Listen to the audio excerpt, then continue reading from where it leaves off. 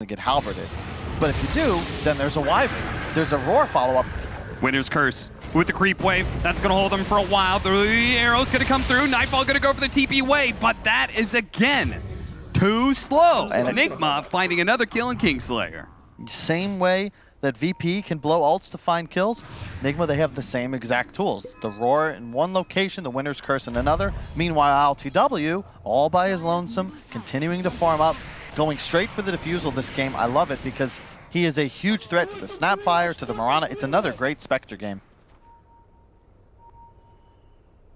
Nigma is definitely showing that they have just gotten better over this major. They had to go through the wild card, did very well for themselves in the group stage, and it feels like they have had, I believe, they've lost 8 games. 8 individual games here at this major, I believe. And every single one of those games, it feels like they've learned something and gotten better. Oh, yeah. You learn from losing. Like, I bet coming into this, day 1 of the tournament, VP versus Nigma, I would have said VP 2-0, no question. But they have grown so much. Miracle doing his best Jordan impression, playing through the pain, but I gotta say, shout out as well to Pippin and Rodman, never getting enough credit. I think ILTW and Mind Control have done just fantastic throughout this event. This game, they're on point. I don't want to count out VP, but at the same time, it just feels like right now is Team Nigma's time. And you got to make something happen if you're VP. You've got all your spells on cooldown, but look at this. They just keep playing under dire wards. Yes. I think you were obsessed with LGD's vision. And you said this was like, this is what is winning them the game. And it feels like this is a similar story here from Nigma, that they are getting every bit of vision. They know that they have vision there, and they're going to invade anyway. Miracle's going to go for it. Moonlight Shadow going to be used. Nightfall looking to be able to push away the Razor. Does so with the Spear. Boars are going to investigate. They quickly get killed by GPK, who's now showing off that Deso. Diffusal Blade picked up. LTW shoved in bottom all the way. Now goes straight to top. Has Haunt ready. And oh, beautiful from Crow. He has the Ice Ogre. That denies the Deso. Yep. Oh, you can see he actually uses the Ice Ogre there to be able to get a bit of Side Blade damage onto Miracle. And it felt pretty good to be able to start this, and it looks like they're finally going to commit. They're going to go for Miracle. He's going to be pulled back into a decent amount of magic damage. They got the Cold Embrace. They actually spear him back. The Mortimer's Kisses is raining in, but the Winter's Curse is going to be able to stop this combination. The Mirana actually jumping into that one. They're still going for Miracle, and they do manage to get him with the meld hit. Curl on the high ground, throwing down those impetus shots.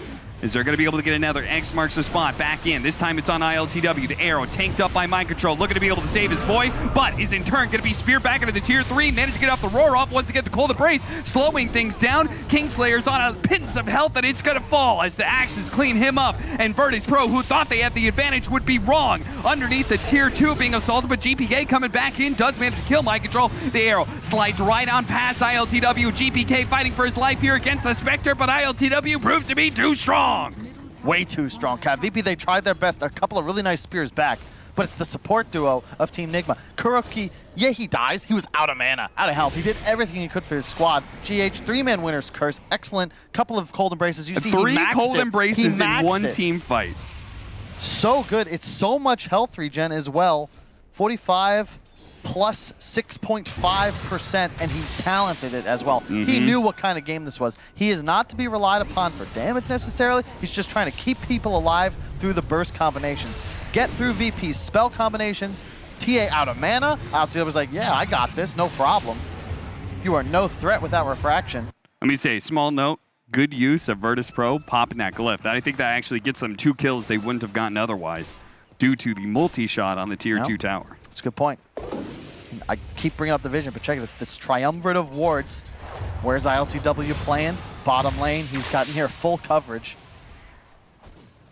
He gets Spirit Vessel on the Kunkka. They recognize that this health, this regen, that it's a huge factor in these team fights. It's stacking too, because remember, Dispersion deals damage pre-reduction. Spectre himself takes only damage post-reductions. What do they put? Cold Embrace, Crimson Guard, the healing, the lifesteal tier 1 item that he picked up early game. Yeah. It's a lot of mitigation. Also, different build this time from the Spectre, right? Still goes the Echo Saber, goes the early Diffusal rather than the early Manta. What do you think the difference is in this game to the last? Getting active more early. It's a more effective item. You can see it there. Really nice against GPK. It's also a separate instance of damage, so it will burn the 2 refraction charges instead of just the 1. So last game was a little bit more about dodging some of the fights when Virtus.pro was really strong. This one is about actually fighting them head on. And Virtus.pro, it feels like in some ways they are getting slightly desperate here. That was so sick. Mind control. The bird died to the Kyiv. He knows they're in Roche now. Yep. And Virtus.pro, they know it too. They got that Hawk bounty. They're going to bait GPK inside of the pit, and the rest of the team is going to play on the dire high ground it's a big here. Smoke. It's a great move if they can pincer. It's a risky maneuver, but it might just pay off here. The arrow's going to come from the side. Nigma, okay, they're going to know what's going on now. GPK is still the target, though. They're going to go ahead and defuse a blade him up. They're going to go for it, but Nightfall, he does manage to get his initiation. Immediately, the spear goes down onto the Razor. Has to turn around, though, because the Cold Embrace isn't going to be able to do anything. Mind control just roared up DM, who's also going to fall. And this is just Virtus.pro getting worked in this team fight. They initiated, but it wasn't even close to being good. That was the easiest combination ever. GH, lowest net worth on his team. Cold Embrace is the target. That cancels out the enemy carry's entire ultimate. There's no damage. VP, huge hole in the draft. It's all physical damage. They all end on this idea that they were going to control the armor, while GH, he's countering you wholeheartedly. Just that. Look at the healing. There's 0 damage output. Doesn't matter how much armor you have. Yeah, I mean, Holy Locket. They have Mortimer's Kisses for early magic damage, but like, you just look at Miracle's HP. Like, between the Holy Lockets that they have on their 2 supports, plus this guy's got a Heaven's Halberd, he's got a full magic wand, he's got the Essence Ring on top of that, he's got a BKB now, but even before that, he was tough to bring down with the limited amount of magic damage that Virtus.pro had. I mean, even so, before the Holy Locket amplification, Cold Embrace is going to heal 26% of your max HP plus 180. With Holy Locket, it's then increased by that 35%, plus you can then Holy Locket your ally. So it's got to be like 40, 50% healing. Yeah. No, certainly. And the immunity. There's no magic damage on the side of VP. They're in huge trouble in this game. Yeah, and it's just getting worse and worse and worse. Game 1, Virtus.pro, they had their moments. Game 2, it's all Nigma all day. They have the late game as well. Yeah, TA top of the net worth. GPK certainly doing his part. He'll have his BKB up soon, now has the Dragonlance. But yeah, I haven't seen anybody go Blink before Dragonlance Deso in some time, and really didn't feel like much got done with it. LTW feeling a little feisty here. Save. Quick reactions by him, but he's underneath the Hawk right now and doesn't realize it. It's going to be roared. Does have his Yule Scepter now. One more leap, maybe. But that's only going to take him so far here. And ultimately, he is going to die. Another 3 minutes left on the Aegis, too. It's wild watching LTW play different corners of the map and having the wards pre-planted. Like, I don't know if they're scripting this or what's going on, but he was bottom, those wards fade, now he's top, has another great one, controlling his jungle with the Aegis as well, so he's just fine. DM. Oh, he caught the X. Oh, okay. Yeah. That was smooth. ILTW set up on that one. DM had a while to be able to figure out what to do to get out of that situation. But it's interesting that nobody of Nigma tried to take advantage of that move. They wanted to stay controlling this bottom part of the map. We'll see. I mean, see a way for VP to win a fight if they don't just kill Wyvern. Like, he has to die at the start of a fight. But keep in mind, they're also reliant on blinks on both Mars and TA, and if LTW just presses R, how do they find the backline? Look at this, one after the other. They're trying to clear out the top lane, and ILTW is just able to solo push them away. They can't contest him. He's got Aegis. You don't fight into Aegis Spectre. How is he so confident that the Virtus.pro doesn't move a 5-man up to him? I think he just trusts his team. They're going to get there in time. And they need to blow just too many abilities. If GH is hiding in the trees, like, GH is never showing on map. Maybe throws out a blast and backs off. But, you know, they've learned their lesson. A cold embrace, a winner's curse to turn things around. Like, ILTW, he's like, VP's vision, you can see, they see nothing. Yeah. How do they know that he's alone, even though they have a ward? They're gonna, okay, that's a BKB used by the Templar Assassin, and Nigma sees it too. Oh dear. I'm looking back at the VP booth. I don't see the table tilted, so it might be just the team. Right now, not looking good. The tier 2 will fall bottom. We've seen this in games previous. Now opening up the outpost. VP, you can't fight into the Aegis, so you're going to have to wait that minute. Pop Moonlight Shadow, but half their team is currently underneath a Ward Sentry combination, so. Nigma, they know. And still playing aggressive here. ILTW gonna pop the honk, get some vision of some of the heroes. They're gonna go for Kingslayer is gonna be the target. Yeah, he's gonna very quickly get swept up. Just Miracle and ILTW by themselves are able to just kind of sweep through this top lane. DM gonna go for that one more creep wave, and it may get him caught in the end. He's gonna go for TPL. The shard usage, Tidal pushing GH away so we could successfully TPL. That was fun. That's a cool move. Oh, look. Oh, my God. They know, Cap. Everybody watching at home, I'm sure a lot of players staying up past their bedtime to check out this series, was the title fight of the card today. Double Holy Locket, Mech on Enchantress. Yeah. First pick Enchantress. Something to see here, folks. And the item build. I mean, Miracle has the Halberd BKB. He'll go AC next. All about the team play, the auras.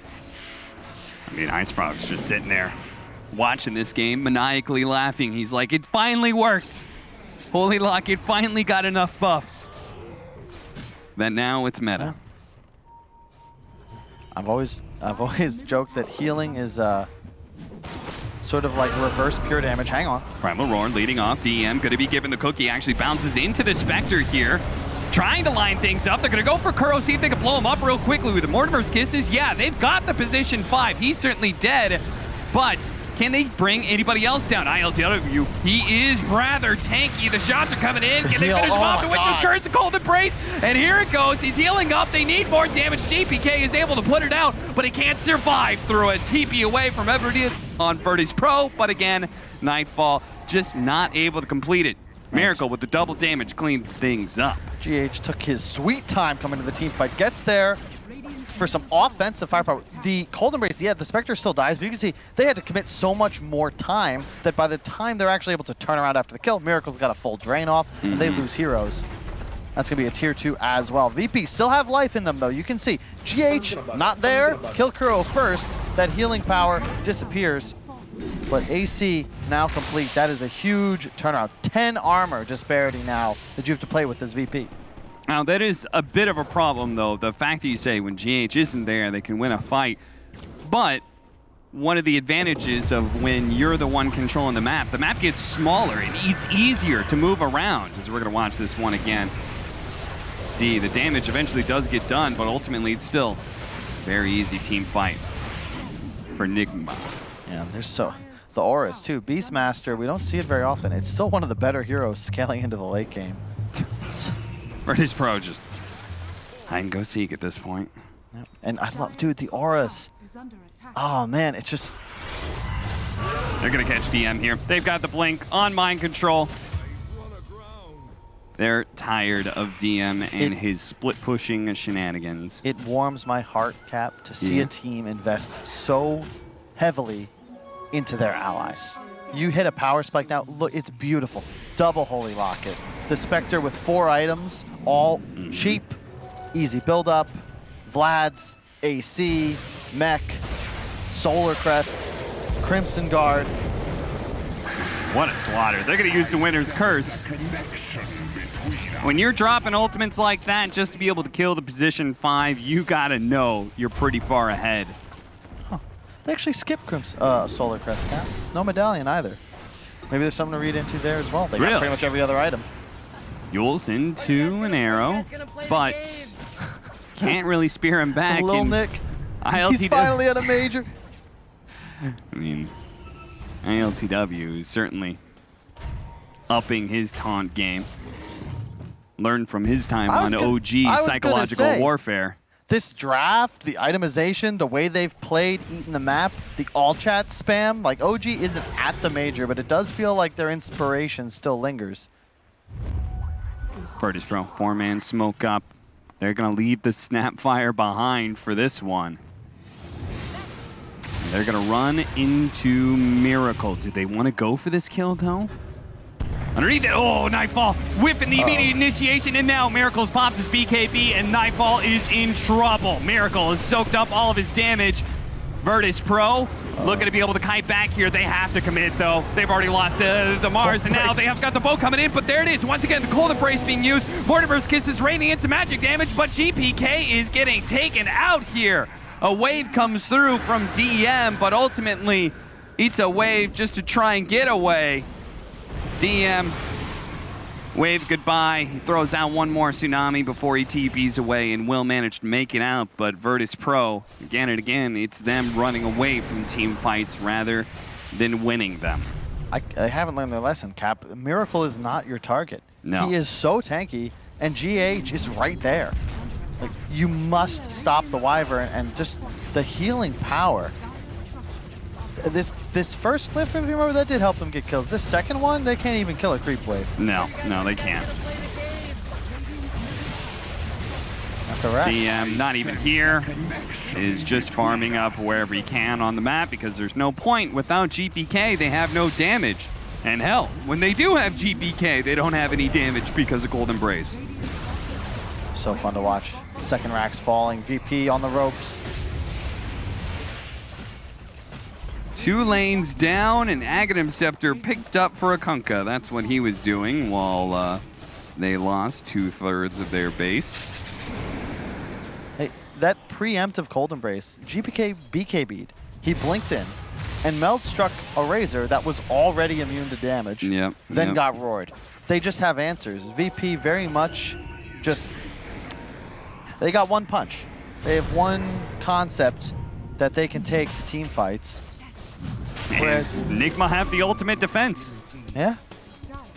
All right, this is pretty much it. Virtus.pro, as you say.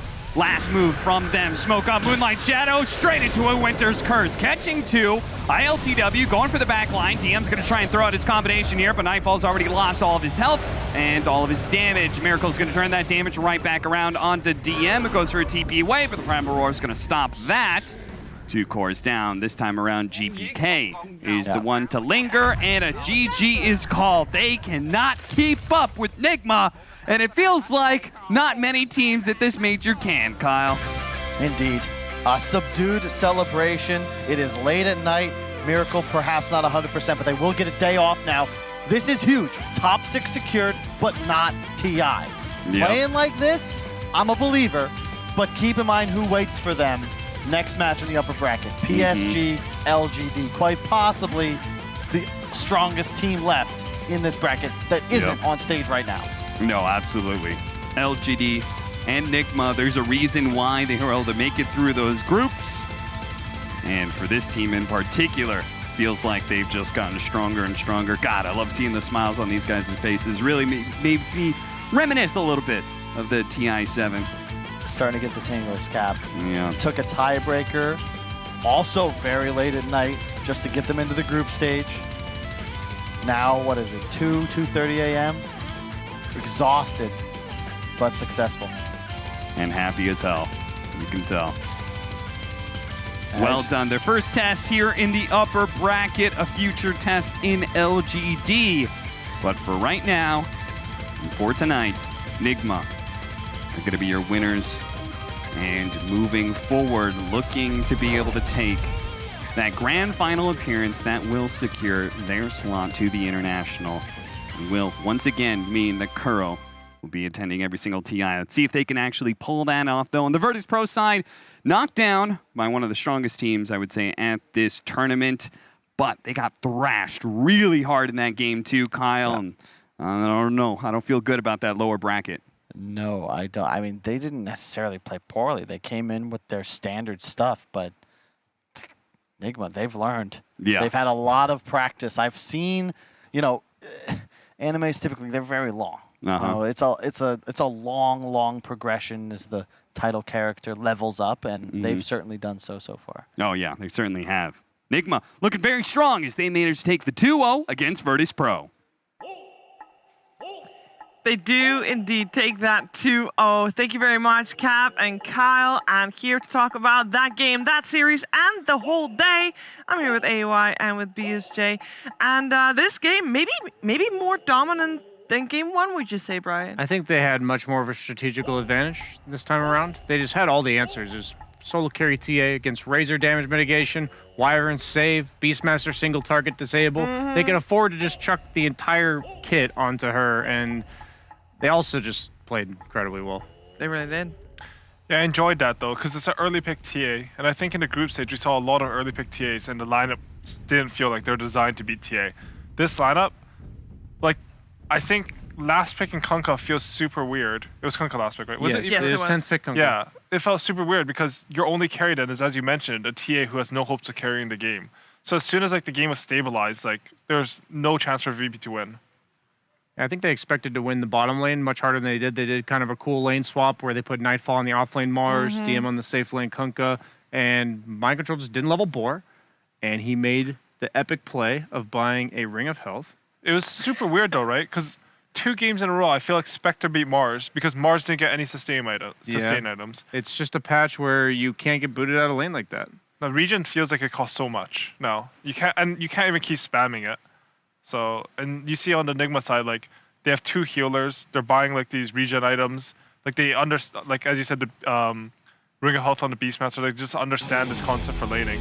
It seems so small, but you see the momentum that Nigma gets, and it just piles on, and eventually the map, they're just collapsing. And I think one of the cool things that a spectator can watch if they want to get better at Dota is how many times Nigma would get kills, and there would be a creep wave behind them on the map, and they just go cut the next one. They did it multiple times, and it allowed them to just continuously sweep across the map and force VP to group up much more than they would want to. And I think the movement that we see right there, the tier 1 towers, they put a lot of stock into defending that tier 1 tower, and I feel like they do that every game. The tier 1s are important this patch. The TP scrolls made it easier to defend towers, so you can't give these towers up for free. It's just, who do you go on Team Nigma? Like, even there, it looked like they just caught out Spectre. Isn't VP's draft just like hard to play though? Like if you don't snowball off lanes, and it's sort of the same in game 1. Like if you don't snowball a lead and hit a really early timing, like this game they legit have to dominate the map in order to win. Like I think Nigma win fights later on, even down 5-10k. That's the nature of Spectre. Yep. And they have a lineup that's all about initiation, this one volley of stuff that they throw on you on the side of VP. And they have Spectre to tank it. They have Wyvern to break the combo, which is why we like the pick so much in the back room. But like, hey, just if you're going to try to string together 3 or 4 spells, the person's going to be cold embraced, and the primary source of your damage is a TA, which is physical. You are not going to be able to bring down these cores. And if they do, they've been sitting around for the 4-second duration, and all of Nigma's set up on you. Miracle's got the link going. He's stealing almost full damage every single link, and that's just the dream Razor game in this first round pick. Actually, you saying that made me think like Nigma countered that TA super hard, but Nigma's first round was Razor, and I think this is the best Razor game I've ever seen. Yeah. Like, it's not about like having link targets. You only need 1 link target to win. It's about the fact that like if he BKBs and runs in, everyone has to run away from him. He will create so much chaos that his team is free to do anything. And Spectre also creates chaos. And Yeah, no, it's like just VP just couldn't handle it. So in this series, I think both games you kind of come to the conclusion like drafts somewhat even could have both worked, but Team Nigma just outplayed VP. I think game 2, their draft was a lot better. Okay. I don't see the win condition for VP. I think like it's some insane snowball plus Roshan to win this game. But I think game 1, I think VP outdrafted Nigma still. Yeah. Maybe slightly. Maybe I'm like a bit wrong about some of the lane things, but I think overall they still had a better draft and Nigma outplayed them. So from a 1 draft, they were able to close it out. From a slightly lost draft, they were able to close it out. They're just a better team. And better team wins. Convincing yeah. performance. I wanna, you know, we don't close any chapters today because everybody that loses still goes to the lower bracket, but I do want to touch on Virtus.pro as a whole.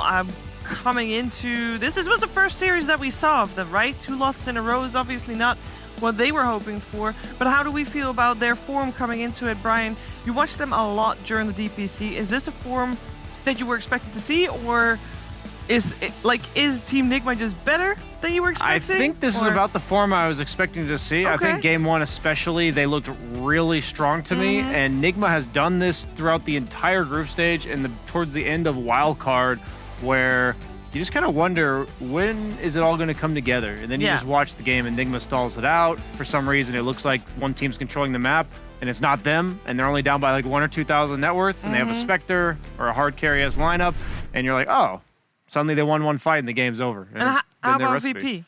And for VP, it's like I'm saying, they were doing exactly what they were doing during the DPC, but it felt like it was shutting the enemy team down, as opposed to Nigma somehow weathering that early momentum, which I don't know. I don't know how VP does anything against that. It literally looks like a team of 19 to 20-year-olds that have all been playing professional Dota for a short amount of time compared to Kuroki. That's strategically, execution-wise, what it looks like. They didn't play bad. They're just dealing with a team that not only drafted incredibly well, but like played their own draft to the absolute optimal potential. That is a tough situation for VP to be in. Do you know who VP plays? Is it Vici? We're about to find out. It is, I believe, it is indeed Vici Gaming. Because that'd be, I don't know if funny's the right word, but if Nigma lost, they beat on Vici and wildcard, they would beat face on for like them the in the third group. time. But the loser of this series will face Vici Gaming. We also know that Team Nigma will move on to face PSG.LGD in the upper bracket semifinals. That's a hype match. It is. They went 1-1 in groups too, right? They were. And I feel like, both of these teams, coming out of the groups, I feel like that just gives them a little bit of an edge, just having to have hashed out so many things of the draft and its current meta that's being played. We have the random performance as well. So today we had 4 series all in the upper bracket. We saw Quincy Crew triumph over No Ping. We had T1 triumph over Aster, and PSG.LGD triumph over Alliance. And therefore we have our first upper bracket semifinals ready. Quincy Crew versus T1, PSG.LGD versus Team Nigma, and I hope we can also get a close-up of the lower bracket, because that is where we're gonna move to next. Ooh. What stands out? So when blood gets to spill. I think the Virtus.pro Vici Gaming series will be the highest quality out of all of them, but I think there's so many teams that have something to prove here. It's insane. I'm watching it. You have Alliance, who's yet to win a series, or like in the playoffs of either major. They didn't even make it to the playoffs of the previous one. You have Team Spirit, who barely eked their way through the group stage. You have No Ping, who arguably could have taken that series off of Quincy Crew, who now is against another NASA team. That's crazy. I mean, Aster fell flat, and now they're playing against another SEA team. So T1 put them here. Can TNC finish them off? I'm just super hyped about all of these series. And I think all of those have the potential to be really close. Like, I'm not too sure. The teams this major are actually just crazy. Everyone seems to be playing at a very competitive level. Credit to maybe the way the leagues were set up, because we haven't had leagues like this before, right? The 6 weeks in your own region, playing only honing your own region to be better, maybe, as a whole. Yeah, I think the league setup has made it so that each region has had a lot of individual growth. I mean, we'll see. I think the Quincy Crew No Ping series, it didn't look as good as our ones, but I'm still hopeful that the teams can look better in the future. So, but other than that, like the teams look fantastic this tournament. And that game was the very entertaining one, I will say. So it was. I mean, sometimes I'll take a cut of the quality for entertainment levels. I think there's a lot of people that might be on board with that one. Highlights of today, then. Who wants to go first? Do you say highlights? Highlights. What stood out to you? I mean, I really enjoyed watching that Quincy Crew No Ping game. Yeah. Just because it was really funny. It was mad. Something about one team hitting the other, hitting the throne. Then 20 seconds later, the other team's hitting the throne. We got up and then losing. Time, right? We got up to goal when Quincy Crew were in the base, like die in front of the fountain. They were like, "Oh my, there's no buyback. They're gonna lose." They scurry to get bounty runes, so Yawer gets buyback. I think he might have had like a Philo stone in his inventory or something at some point. And then we're like, okay. They won on No Ping, and they were like, oh, wait, I guess they didn't win. I don't know what's happening.